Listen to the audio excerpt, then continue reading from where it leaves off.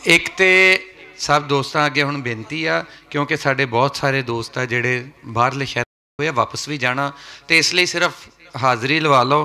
तो क्योंकि असल च जिन्होंने अज कठोरिया साहब का सुनने को दिल करता, राय मुहम्मद खान नासर साहब, अरशद मंजूर साहब तो बाजी बुशरा, वो फिर मैनू लगता उस टाइम तक कठोरिया साहब ने सुनने के भी काबिल नहीं रहना।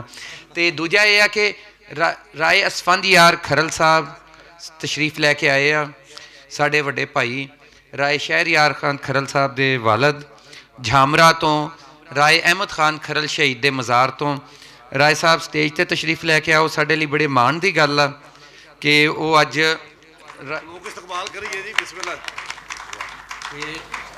वेलकम जी, वेलकम। उधर सर राय शहर यार साहब, ये साढ़े वो दोस्त आ कि जो असी पिछले साल राय अहमद खान खरल शहीद के मज़ार से उन्होंने बरसी का प्रोग्राम रखा, तो आज़म साहब मैं राय शहर यार साहब को फोन किया, राय शहर यार साहब तुसी इधर आ जाओ।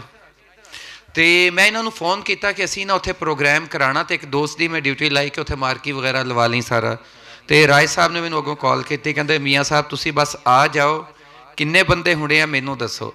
अच्छा असी उत्थे गए तो जाके देखा तो अगे 800 कुर्सी वड्डी मार्की ते 28 देगा मैं आप गिनिया सी लंगर दियाँ।